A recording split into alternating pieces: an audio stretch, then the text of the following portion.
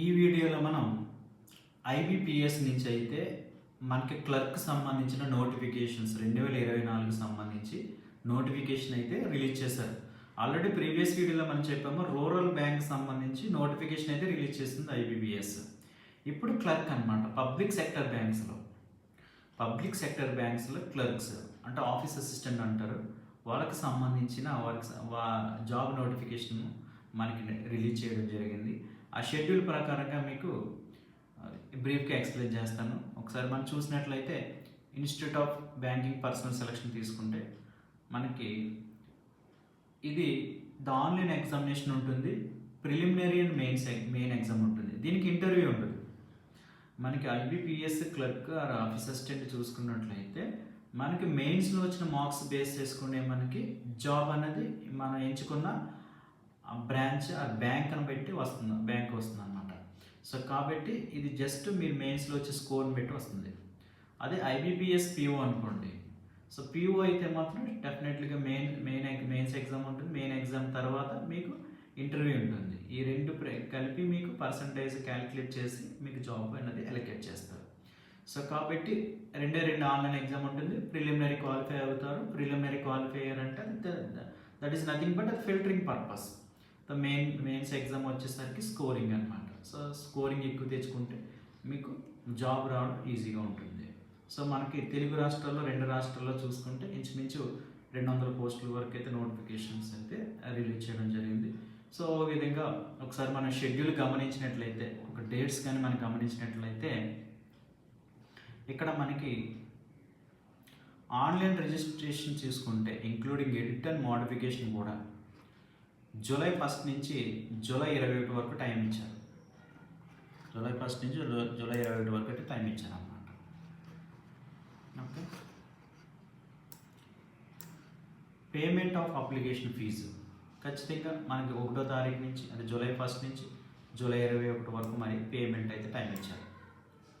Pre examination training సంబంధించి 12 August 17 August వరకు time schedule ఇచ్చారు.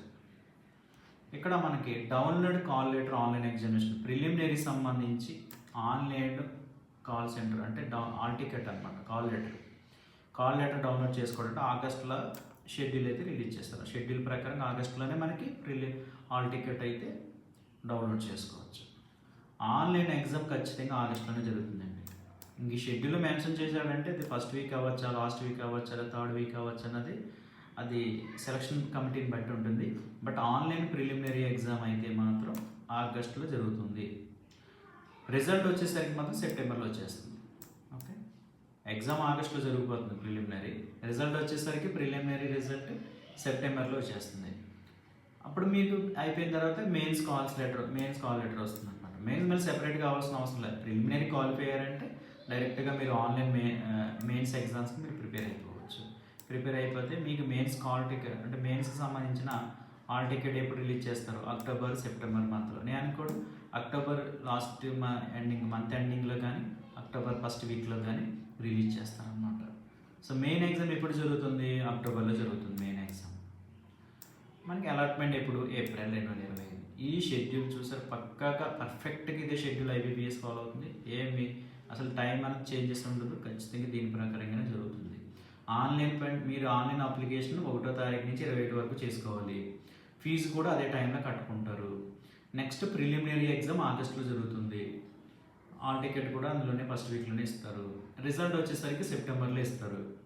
మెయిన్ ఎగ్జామ్ అక్టోబర్లో జరుగుతుంది. మనకి ఆల్ టికెట్ అక్టోబర్ 1st వీక్లో కానీ సెప్టెంబర్ లాస్ట్ వీక్లో కానీ ఆల్ టికెట్స్ ఆన్లైన్లో పెడతారు. అక్టోబర్ ఎగ్జామ్ అయిపోయిన తర్వాత మీకు డైరెక్ట్ ఇంకా ఆ మార్క్స్ బేస్ చేసుకుని డైరెక్ట్ అలాట్మెంట్ ఏప్రిల్లో ఇచ్చేస్తారు. ఇంకా ఫిల్టరింగ్ మీ ఇంటర్వ్యూస్ కోసం ఇంకా కాల్ లెటర్స్ కూడా ఉండవు. కాబట్టి ఏప్రిల్ 2025కి అలాట్మెంట్ ఆర్డర్ మీరు సెలెక్ట్ అయిన బ్యాంక్కి మీకు డైరెక్ట్ ఆన్లైన్లో మీకు అలాట్మెంట్ ఆర్డర్ అయితే పెట్టేస్తారు. ఈ విధంగా షెడ్యూల్ ఐబీపీఎస్ మెన్షన్ చేస్తుంది అన్నమాట. ఇక్కడ మనకి పార్టిసిపేటెడ్ బ్యాంక్స్ అని ఎలిజిబిలిటీ క్రైటీరియా, సిటిజన్షిప్ ఏజ్, దీనికి సంబంధించిన అన్నీ కూడా ఇక్కడ ఇండెక్స్ ఇచ్చారు. దీని ప్రకారం ఒకసారి మీకు బ్రీఫ్గా జస్ట్ వీడియో లెంత్ అవుతుంది కాబట్టి మీకు బ్రీఫ్గా ఎక్స్ప్లెయిన్ చేస్తాను.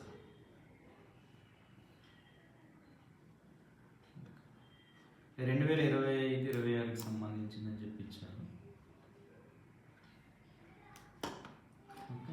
పార్టిసిపేటెడ్ బ్యాంక్స్ ఏమి ఇచ్చారు? Bank of Baroda, Canara bank, Indian overseas bank, UCO bank, bank of Baroda, central bank of India, Punjab national bank, union bank of India, bank of Maharashtra, Indian bank, Punjab Sindh bank. ఇక్కడ మనం గమనించుకున్నట్లయితే already merge అయిపోయాయి చాలా banks. Indian bank of India అంటే మనకు Andhra bank అని, corporation bank అని merge అయిపోయాయి. కాబట్టి ఈ బ్రాంచ్లో సో మీకు సెలెక్ట్ చేస్తారనమాట. అలాట్మెంట్ ఆర్డర్ అన్నది అంటే పార్టిసిపేటెడ్ బ్యాంక్స్ ఈ బ్యాంక్స్ అనమాట.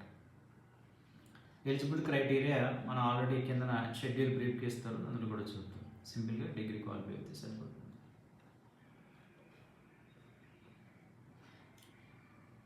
ఇండియన్ అయి ఉండాలి, నేపాల్ అయినా బోటన్ అయినా. సో ఈ విధంగా ఎలిజిబుల్ క్రైటీరియా. ఇక్కడ మనకి ఏజ్ చూసుకున్నాం అనుకోండి, ఏజ్ అయితే మినిమం 20 ఇయర్స్ ఉండాలి, మ్యాక్సిమం 28 ఇయర్స్ ఉండాలి. మీకు ఆల్రెడీ ప్రీవియస్ వీడియోలో చెప్పినట్టే రిజర్వేషన్ కేటగిరీ అన్నది మనకి ఇచ్చిన నోటిఫికేషన్స్లో వారు ఇచ్చిన కట్ ఆఫ్ ఏజ్ కంటే మన రిజర్వేషన్ ఏజ్ని కలుపుకోవాలన్నమాట.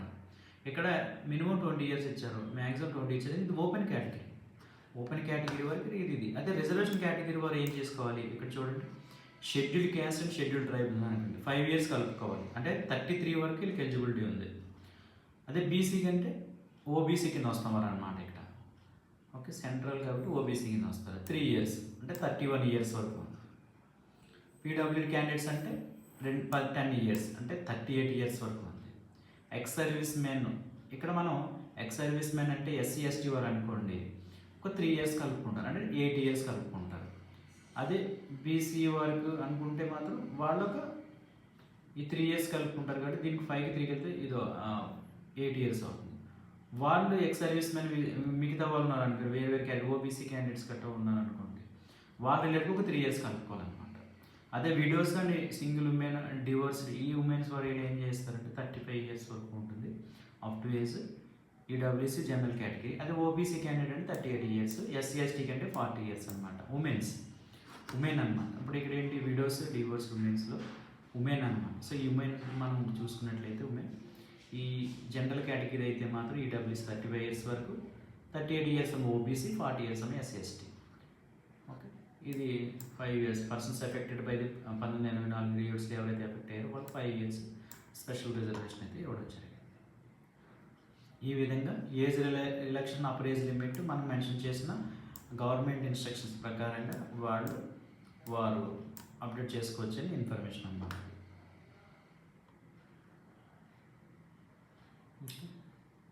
ఇది PWD act, person with disabilities act 2006 ప్రకారంగా వాళ్ళు 10 ఇయర్స్కి ఇవ్వడం జరిగింది.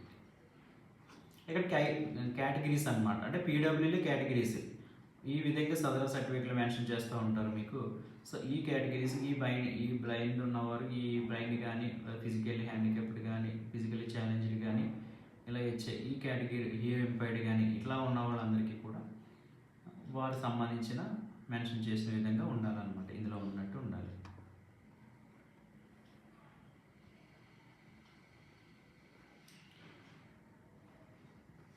ఓకే, ఇదంటే డిజబిలిటీ సంబంధించి.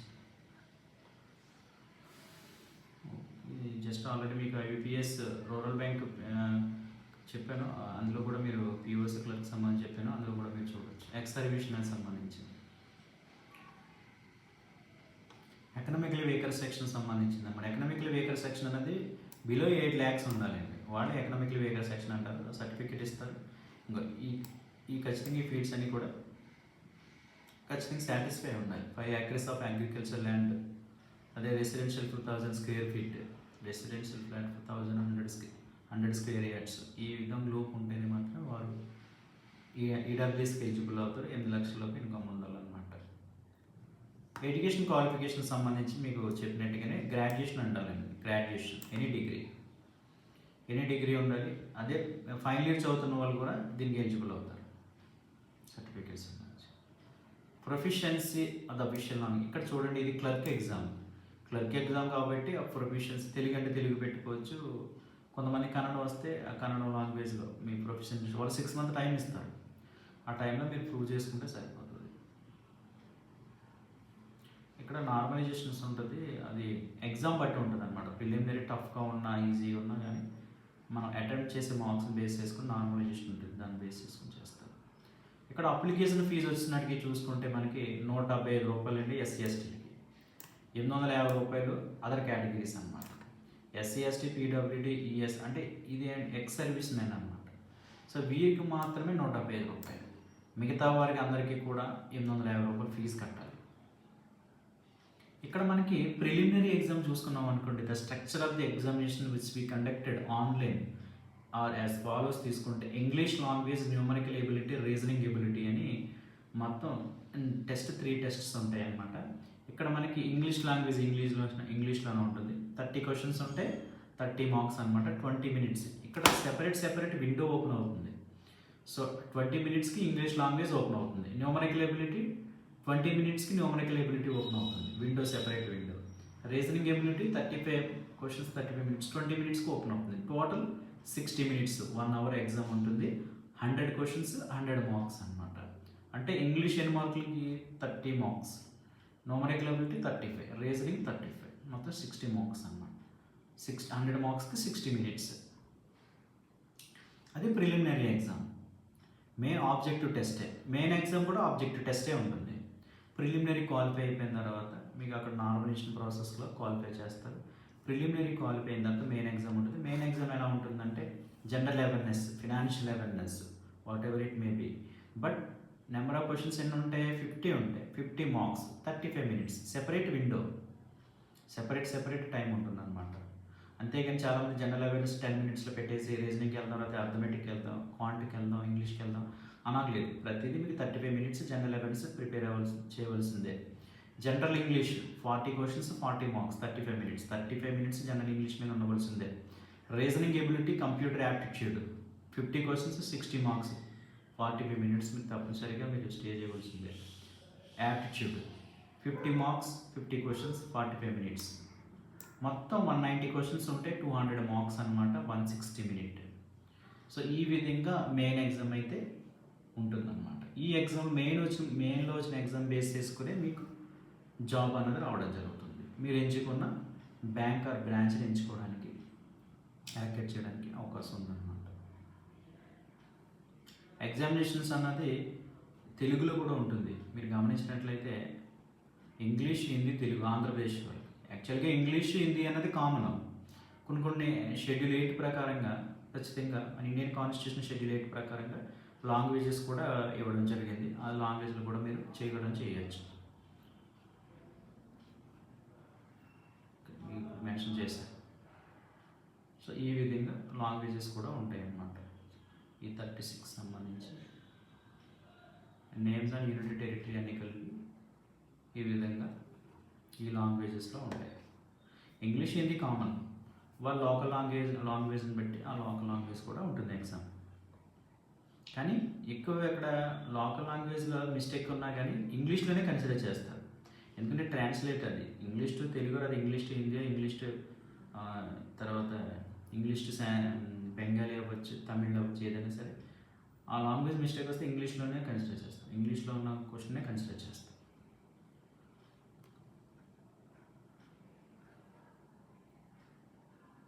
ఓకే, ఈ విధంగా కట్ ఆఫ్ స్కోర్ అనేది డిపెండ్ ఆన్ ఆ స్కోర్ని బట్టి, క్యాండిడేట్స్ని బట్టి, ఎగ్జామ్ని బట్టి ఉంటుంది. ఇంత కట్ ఆఫ్ ఉంటుంది, ఇంత స్కోర్ రావాలనేది చెప్పడానికి అయితే లేదు. ఆ పేపర్ బేస్ చేసుకుని ఉంటుంది అదంతా. ఇప్పుడు మనకి అలాట్మెంట్ ఆర్డర్ అనేది ఏప్రిల్లో 2025 ఇస్తారు. సర్టిఫికేట్ మోడల్స్ ఆల్రెడీ ప్రీవియస్ వీడియోలో చెప్పారు. ఒకసారి జస్ట్ బ్రీఫ్గా అవి సర్టిఫికేట్స్ కూడా చూద్దాం. ఒరిజినల్ ఐడెంటిఫై సర్టిఫికేట్ పట్టుకెళ్తారు, జిరాక్స్ కాపీస్ పట్టుకెళ్తారు. మీకు ఆల్రెడీ ఆల్ టికెట్లోనే మెన్షన్ చేస్తారు ఇన్స్ట్రక్షన్స్. తప్పనిసరిగా మీరు డిజిటల్ ఐటమ్స్ అయితే ఏమీ పట్టుకెళ్ళకూడదు.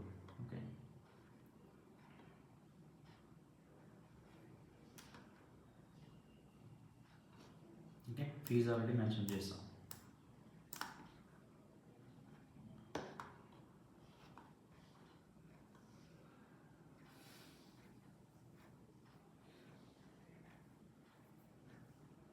జనరల్ ఇన్స్ట్రక్షన్స్ ఇవన్నీ.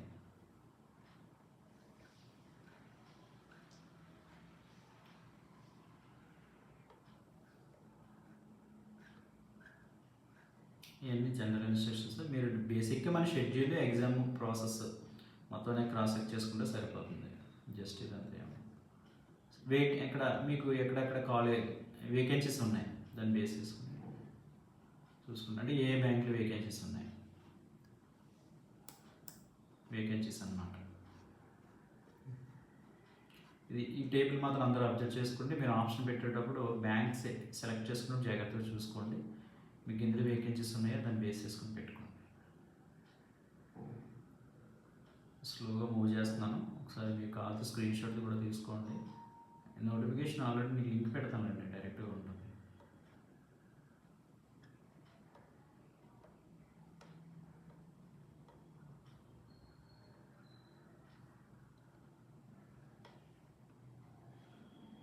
అది స్టేట్ వైజ్ ఇచ్చాడు మొత్తం ఎక్కడెక్కడ ఉన్నాయని.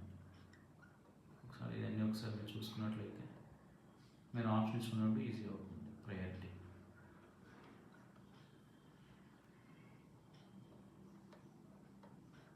నాగాలాండ్, ఒడిస్సా, పుదుచ్చేరి, పంజాబ్, రాజస్థాన్, సిక్కిం, తమిళనాడు,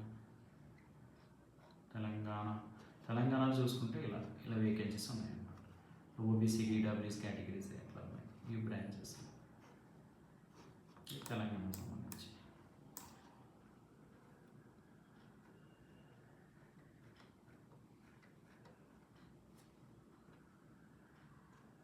ఎగ్జామినేషన్ సెంటర్స్ అన్నమాట. ఎగ్జామ్ సెంటర్స్ మీకు ఆల్రెడీ నోటిఫికేషన్లో మెన్షన్ చేస్తారు. ఆంధ్రప్రదేశ్ కాబట్టి మనకి ఇలా ఉంటాయి. తెలంగాణ అయితే తెలంగాణకు సంబంధించి ఈ విధంగా ఎగ్జామినేషన్ సెంటర్స్ అన్నమాట. మన రెండు రాష్ట్రాల వారు చూసుకున్నట్లయితే ఆంధ్రప్రదేశ్కి అయితే ఈ ఎగ్జామినేషన్ సెంటర్స్ ఉన్నాయి. అనంతపురం, ఏలూరు, గుంటూరు, విజయవాడ, కడప, కాకినాడ, కర్నూలు, నెల్లూరు, ఒంగోలు, రాజమండ్రి, శ్రీకాకుళం, తిరుపతి, విశాఖపట్నం, విజయనగరం. అదేవిధంగా తెలంగాణ చూసుకున్నట్లయితే హైదరాబాద్, సికింద్రాబాద్, కరీంనగర్, ఖమ్మం, మహబూబ్ నగర్, వరంగల్. ఈ విధంగా తెలుగు రాష్ట్రాలకి సెంటర్స్ అయితే ఇవ్వడం జరిగింది. హ్యాండ్ రిటర్న్ డిక్లరేషన్ కూడా ఉండాలి, ఫోటో ఉండాలి, సిగ్నేచర్ ఉండాలి, లెఫ్ట్ థంబ్ ఇంప్రెషన్ ఉండాలి. హ్యాండ్ రిటర్న్ డిక్లరేషన్ అనేది మీకు గూగుల్ చేసినా చూపిస్తుంది. మీరు స్టేట్మెంట్ ఇవ్వాలన్నమాట. త్రూ మీ హ్యాండ్తో స్టేట్మెంట్ అప్లోడ్ చేయాల్సి ఉంటుంది. అదొకసారి చూస్తారు. దాని ప్రకారంగా మన ఫోటో ఎంత ఉండాలి, ఇమేజ్ ఎంత ఉండాలి, 4.5 cm ఇంటూ 3.5 cm, డైమెన్షన్స్ అంతా, సిక్ క్యాప్చర్. ఓకే, ఇవన్నీ మీకు ఆన్లైన్ అప్లికేషన్ చేసినప్పుడు స్టెప్ బై స్టెప్ అలగారిథం అయి చూపిస్తుంది. No worry. డూస్ డోంట్స్, ఏం చేయొచ్చు ఏం చేయవు, సిగ్నేచర్ ఎంత ఉండాలి, ఈ రేంజ్ ఉండాలి, 10 to 20 KB ఉండాలి, లెఫ్ట్ థంబ్ ఇంప్రెషన్ ఈ రేంజ్ ఉండాలి, హ్యాండ్ రిటర్న్ జేబీసీలో ఉండాలి, 50 నుంచి 100 KB మధ్యలో ఉండాలి.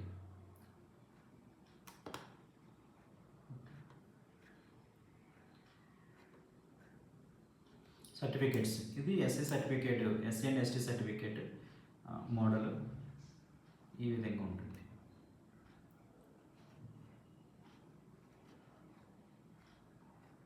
ఓబీసీ సర్టిఫికేట్ ఈ మోడల్లో ఉంటుంది. OBC certificate. Okay, OBC certificate. EW certificate ఈ టైప్లో ఉంటుంది.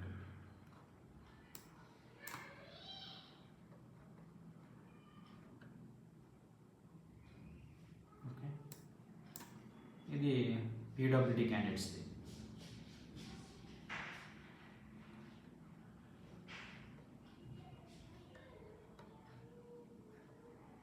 ఈ విధంగా సర్టిఫికేట్స్ మీకు నోటిఫికేషన్ మీరు డౌన్లోడ్ చేసుకోండి, లింక్ పెడతాను. నో ప్రాబ్లం, జస్ట్ మీకు తెలియడానికి అంతే. అప్లికేషన్లో డేటా ఎంటర్ చేసేటప్పుడు మాత్రం మిస్టేక్ లేకుండా ఎంటర్ చేయండి. యాజ్ పర్ ఎస్ఎస్సి 10th క్లాస్లో ఎలా ఉందో ఆ డీటెయిల్స్ మీరు ఎంటర్ చేయాలి.